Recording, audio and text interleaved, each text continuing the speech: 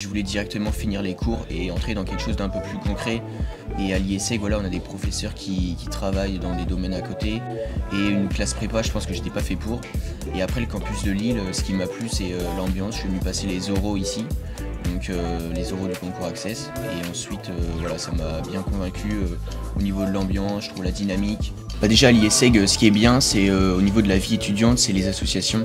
Il y en a plein et elles sont hyper variées. Il y a un BDE, il y a une asso ski qui organise une semaine au ski. Il y a des assos plus sérieuses comme IESEG Finance, donc là où on va vraiment un peu apprendre à faire de la finance. Aussi, il y a des conférences. Donc dernièrement, on a eu le directeur financier du LOSC qui est venu. Après, voilà, il y a des assos qui permettent de s'initier dans la vie professionnelle, une asso de conseil. Donc ça, c'est plutôt pas mal. C'est en fait la variété des associations. Exactement.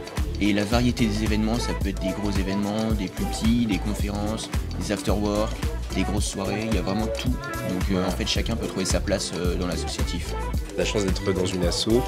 Je suis vice-président de l'association IESEG Ambassadeur.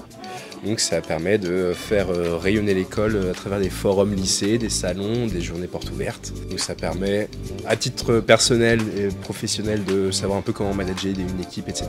D'organiser des événements, prendre part à la vie associative. Alors c'est pas du tout une obligation, on peut passer une super vie étudiante comme le Charles l'a fait sans être membre d'une asso. Au niveau des stages, c'est super bien parce qu'on a plein de stages, on a 4 stages obligatoires à effectuer.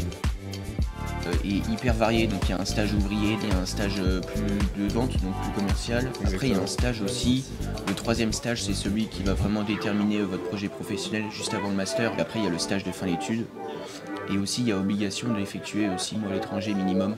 Donc moi par exemple je vais faire mon stage de fin d'études à Montréal au Canada dans un mois. Ça nous permet d'aller un peu aux 4 coins du globe et de travailler, de découvrir. Donc c'est aussi pour ça qu'on a signé pour l'IESEG. C'est une école qui nous offre ces opportunités. Une dimension internationale, c'est assez intéressant. Voilà, autant les saisir. Moi je rajouterais aussi au niveau des cours qu'on a, c'est aussi très complet et assez varié. On a quand même pas mal de projets de groupe. Ça nous permet de bien nous former pour après de toucher à tout, quoi. En fin d'année dernière, j'ai eu un cours hyper intéressant qui a duré une semaine, donc avec un professeur qui n'est pas vraiment un professeur, c'est quelqu'un qui travaille dans le milieu professionnel. Et une semaine par an, il vient donner un cours à l'IESEG. On était en petits groupes, c'est pour essayer de perfectionner son CV, ses lettres de motivation, son projet professionnel, son réseau, tout ce qui va tourner autour d'une candidature lors d'un stage ou d'un emploi, comment négocier un salaire, etc. Et j'ai trouvé ce cours hyper concret et qui m'a beaucoup aidé.